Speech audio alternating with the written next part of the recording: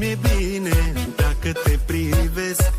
Se duc toate, uite așa. Te iubesc numai pe tine și vreau să trăiesc lângă tine viața mea. Fiindcă atunci când nu mi-e bine, dacă te privesc, uit de toate.